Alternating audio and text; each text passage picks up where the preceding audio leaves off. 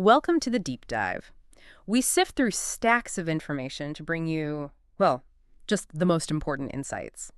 Today, we're diving into something really vital, often overlooked actually, vitamin B12. Yeah, it's a nutrient that often flies under the radar, doesn't it? Hmm. But its impact, it affects everything from your nervous system, your brain sharpness, to just your basic energy levels. It's profound. Yeah. And what's really fascinating, or maybe concerning, is how subtle a deficiency can be at first. It creeps up on you. Exactly. But the long-term consequences can become quite serious. So our mission today is to really unpack why B12 is so crucial. We want to help you spot those often missed signs of low levels, and most importantly, give you the knowledge to make sure you're getting enough. And here's something that might surprise you, especially maybe if you've been struggling with your weight. Get this. Research is now linking low B12 to unexplained weight gain. That's right. It's a connection many people don't make. We'll definitely dig into the why behind that and a lot more. So let's start basic. Why is B12 such a big deal for our bodies, for our brains to function well? You said it's foundational. Yeah, foundational is a good word. If you look at the bigger picture, B12 is just essential for so many different biological functions. It's absolutely critical for the health of your nervous system. Okay. And for the proper production of your blood cells. Right. And yes, as you mentioned, it even plays a role in metabolic regulation, how your body manages energy and potentially your weight. So when levels drop too low, the ripple effects throughout your system can be, well, quite serious. It really sounds like it's involved in the absolute fundamentals. Yeah. You mentioned the nervous system. That's huge. What exactly is B12 doing there? How does it work?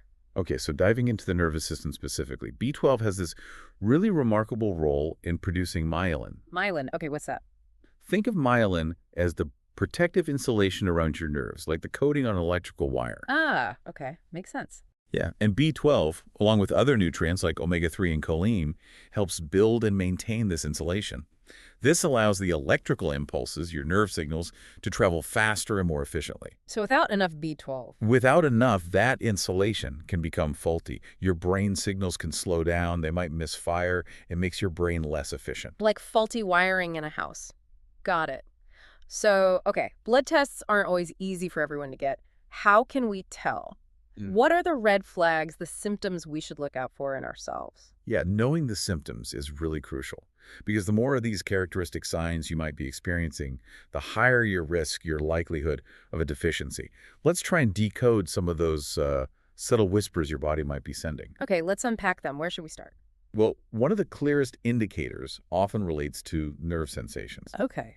Many people describe feelings like burning, tingling, or even numbness, Whereabouts? particularly in the fingertips of the toes. Hmm. And this links directly back to B12's job in making that myelin. The insulation. Exactly. If that insulation is damaged or insufficient, the nerve signals just don't travel correctly, hence the weird sensations. Okay, that's quite specific. What else? Then there's something people sometimes call the tongue test. The tongue test. Yeah, it sounds a bit old-fashioned, but a swollen tongue, sometimes it looks quite red, or noticing that you've lost those little bumps, the papillae on the surface.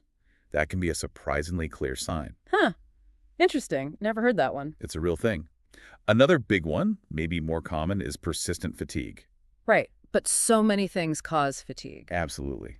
Tiredness has countless causes. But B vitamins in general, and especially B12, are absolutely fundamental to how your body actually produces energy. B12 is a key player in making ATP. Adenosine triphosphate. The energy currency. Precisely. It's the energy currency your body uses for pretty much everything. So if you don't have enough B12, you simply can't mint enough of this energy currency. Leaves you feeling drained. Makes sense. Exactly. Then, one of the more alarming symptoms, I think, is mental slowness and brain fog. Yeah, that sounds worrying. What does that look like? It could be difficulty remembering things, maybe names or where you put your keys more often than usual. Or just feeling like your thinking is sluggish, not as sharp as it used to be. B12 is directly linked to memory function, particularly how your brain takes recent memories and converts them into long-term storage. Wow. And what's really concerning here is that not having enough B12 significantly increases your risk of long-term cognitive decline, like dementia. That's serious. It is. I actually recall a patient, she'd been a committed vegan for many, many years. She came in describing this severe brain fog, serious memory lapses. Honestly, she was terrified it was early onset dementia. Oh, wow. We ran tests, discovered a really significant B12 deficiency.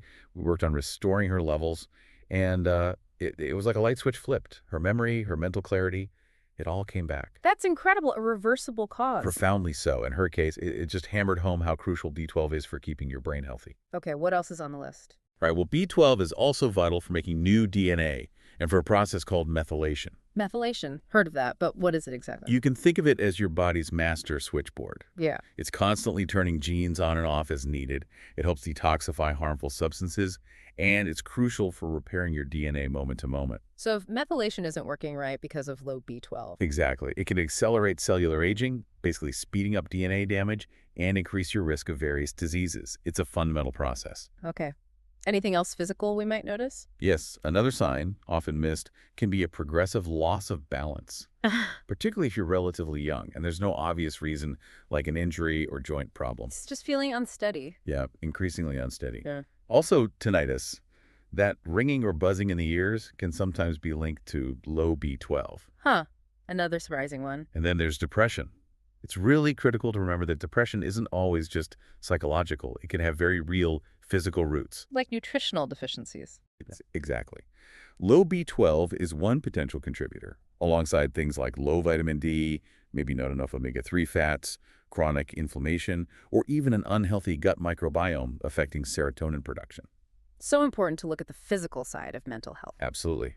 Addressing these physical factors can sometimes make a huge difference in mood and overall well-being. Okay. Any final symptom category? Yes, finally, anemia. Low B12 can cause a specific type called megaloblastic anemia. Megaloblastic. Big cells, right? That's right. The red blood cells become large and inefficient. Symptoms often include pale skin, maybe shortness of breath, profound fatigue, which is partly the anemia itself, and sometimes heart palpitations. And that's because B12 is needed for synthesizing DNA. Red blood cells turn over rapidly, so your body needs a constant supply of new DNA to make them. Low B12 disrupts this whole process. Wow, okay. That is quite a list. And like you said, many are subtle or could be blamed on other things. So if someone's listening and thinking, some of those sound familiar, what's the next step? How do they fix it if they suspect a deficiency? Right. The obvious question is how to repair this deficit. And we typically look at two main routes. Dietary sources, getting it from food. And then, especially if the deficiency is more severe or symptoms are strong, supplementation. Okay, let's start with food. How do the options differ for, say, omnivores versus vegans? Sure. So for omnivores, people who eat animal products, the richest natural source by a long shot is liver. Liver. Okay, not everyone's favorite. True. But that's where animals store their B12. You'll also find good amounts in other meats, like beef and lamb, also in fish and poultry. And then to a lesser extent in eggs and dairy products like milk and cheese. So vegetarians who eat eggs and dairy have some sources. Yes, exactly. That's why vegetarians generally have a lower risk of deficiency compared to vegans who exclude all animal products. Right. So what are the options for vegans then? It's trickier, but not impossible. Nutritional yeast is a popular one, but checks the label. It's usually fortified with B12, not naturally high in it. Okay, fortified is key there. Yes. Then there are certain algae. Chlorella is a good example. We specifically mentioned chlorella because some other common algae, like nori used in sushi or spirulina, contain a form of B12, an analog, that our bodies don't really use effectively. So not all algae are created equal for B12. Not at all. Some mushrooms can also contain B12, though amounts vary. They're often a good source of vitamin D, too, which is a bonus. And certain fermented foods might contribute small amounts. Okay. Any other way to get B12 without eating animals or fortified foods? Well, there's a fascinating connection with our gut bacteria. A healthy gut microbiome can actually produce some B12. Really? Our own bacteria make it? They can, along with vitamin K. But you need to feed them the right stuff. Which is? Plenty of soluble fiber. Things like inulin found in onions, garlic, chicory root. Or you can get soluble fiber supplements. These also help regulate blood sugar, by the way. Interesting. So gut health plays a role too. Definitely. But relying solely on gut production is usually not enough, especially if you have a deficiency or higher needs. Right. So that brings us to supplements. You said they become key for more severe deficits. Yes. If we connect this to the bigger picture for quicker recovery, or if symptoms are quite noticeable, supplements are generally recommended over trying to fix it with food alone. It's just faster and more reliable. Okay. What are the general guidelines for supplements? Is there a standard dose? It varies. Doses can initially range quite widely, say from 500 micrograms up to maybe 5,000 micrograms per day. That's a big range. It is. The best dose really depends on how severe the deficiency is, how well you absorb it, your symptoms. It's generally best to start lower, unless symptoms are extreme. And honestly, it's always best to talk to a healthcare professional for personalized advice here, especially if you have other health conditions or take other medications. Good advice. And once levels are back up. Then a lower maintenance dose might be needed, especially if your diet isn't consistently providing enough B12-rich foods. Okay, that makes sense. Now, here's a scenario I hear about quite a bit. Someone is eating B12 foods, maybe even taking a supplement, but they still feel symptoms or their levels test low. What's going on there? That must be incredibly frustrating. It is frustrating, and it raises a really important point. It often comes down to absorption. Absorption. Yeah, this is a crucial concept. For any nutrient, think about the steps involved. First, you need to actually consume enough. Intensity. Second, the food source needs to actually contain the nutrient in a usable form. Okay. Third, and this is often the bottleneck, your body needs to be able to absorb it from your digestive tract into your bloodstream. The absorption step. Yes. And fourth, your body then needs to be able to utilize it properly within the cells. If any one of these steps gets disrupted. You can end up deficient even if you're eating the right things. Precisely. Even if your intake looks good on paper. So let's unpack that absorption part for B12, as it seems to be a common hurdle. What does B12 need to get absorbed properly? Okay, what's fascinating here and a bit unique about B12 are the very specific conditions it requires in the stomach. First, you need a very acidic stomach environment. The pH needs to be really low, ideally between 1 and 3. Wow, that's very acidic. It is. That acid is needed to release B12 from the proteins in your food. And second, you need a special protein that's made by the cells lining your stomach. It's called intrinsic factor. Intrinsic factor. Okay. Think of intrinsic factor as B12's personal bodyguard or escort. It binds to the B12 and protects it on its journey through the small intestine, guiding it to special receptors where it can finally be absorbed into your bloodstream. So you need both the acid and this intrinsic factor protein. Yes, both are absolutely essential for normal absorption from food. So what things can interfere with stomach acid or intrinsic factor? Several common things. Previous gastric surgery, like bypass surgery, can reduce the stomach area that produces acid and intrinsic factor. Conditions like celiac disease, Crohn's, or other inflammatory bowel conditions can damage the lining of the gut where absorption happens. A really big issue, especially as people get older, is simply having low stomach acid. It's called hypochlorhydria. And things like antacids would make that worse. Definitely. Yeah. Chronic use of acid-blocking medications like PPIs or even regular antacids can significantly impair B12 release from food. So if someone has chronic heartburn and takes meds for it? They should be aware of the potential impact on B12 absorption, absolutely. Sometimes, under guidance, supplements like betaine hydrochloride can help restore stomach acidity, but that needs careful consideration. Right. Any other barriers? Yes, certain medications are known to interfere with B12 absorption. There's one very common drug used for type 2 diabetes. Metformin? Yes, metformin. It's well documented to lower B12 levels over time in a significant number of users.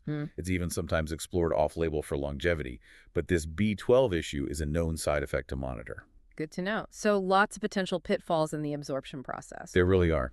It highlights why just taking a supplement sometimes isn't the full answer if the underlying absorption issue isn't addressed. Okay, so if someone wants to get properly tested, maybe because they have symptoms or risk factors like medication use or a vegan diet, what tests should they ask their doctor for? You mentioned the standard blood test isn't always the full picture. Right. So beyond the standard serum B12 blood test, which just gives a snapshot of what's circulating, it's really valuable to also look at methylmalonic acid, usually called MMA, and homocysteine. Homocysteine, okay. Why those two? Think of them as functional markers. They show what B12 is actually doing inside your cells. When your body doesn't have enough active B12 to do its job, levels of MMA and homocysteine start to rise in the blood. Ah, so they act like internal alarm bells. Exactly. They ring specifically when B12 isn't working properly at the cellular level. They can often pick up a functional deficiency even when the serum B12 level looks sort of normal or borderline. That's a really important distinction. Functional deficiency versus just the level in the blood. It is, because you can have B12 floating around, but if it's not getting into the cells and doing its work, you'll still have problems. This brings us nicely to another key idea. The difference between normal reference ranges on a lab report and what might be considered optimal levels. Why does that distinction matter so much for B12? That's a great question. The normal range on a lab test is usually based on a statistical average of a broad population, including many people who might not be perfectly healthy.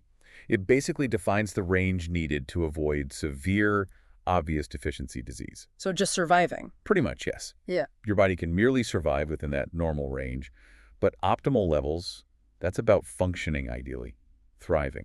Okay. And for B12, what does optimal look like in terms of benefits? Achieving optimal B12 levels generally means significantly better brain function, improved focus and memory, potentially a reduced risk of future cognitive decline like dementia. It also means fewer cardiovascular risks associated with high homocysteine, which low B12 can cause, and improved function of those fundamental genetic methylation processes we talked about. Master switch. Exactly. It's really about empowering your body to perform at its absolute peak, not just, scraping by. Makes perfect sense. Aim for optimal, not just not deficient. And finally, just looping back to something you touched on earlier, genetics, you mentioned our individual genetic blueprint plays a role. How does that affect our B12 needs? Right. So connecting back to that methylation process, the master switch, Mm. your genes significantly influence how efficiently your body carries out methylation. Some people have genetic variations, SNPs, that make them naturally very efficient hypermethylators. Okay. For someone like that, maybe a vegan diet, for instance, might actually provide enough B12 because their system is so good at using what it gets. But for others, For others, with a different genetic makeup, maybe slower methylators, attempting the exact same diet could put them at a much higher risk of deficiency. It could even potentially accelerate certain aging processes because that vital methylation switch isn't working as well. wow. So it really underlines how personalized nutrition needs to be. It truly does. Your genetics can influence how much B12 you specifically need to stay optimal. So wrapping this all up, what does this deep dive mean for you, our listener? I mean, it really shows just how critical B12 is, doesn't it? For the most fundamental things our bodies do, insulating nerves, repairing DNA, Absolutely. it's clearly not just about avoiding tiredness. It's really about protecting your long-term brain health, your energy, your overall vitality. Yeah, the takeaway for me is pretty clear. B12 is absolutely essential for optimal health. And it's one of the vitamins where deficiency is surprisingly common, often sneaking up because the early signs are missed. Proactively understanding your risk and ensuring adequate levels, whether through diet or supplements if needed, can genuinely help prevent a lot of chronic issues down the line and just improve your quality of life today. So this raises an important question for you to think about now. Given this whole range of symptoms we discussed, some subtle, some serious, and understanding now about absorption issues, optimal levels, even your unique genetic needs, how might this information prompt you to think differently about your own health? Maybe about the health of people you care about too. Which of these signals, these whispers from the body, might resonate with you? What could paying attention to B12 mean for your well-being, not just now, but for the long run? Something to consider. Decoding your body's signals and maybe taking that next step to ensure this silent powerhouse, B12, is really working optimally for you.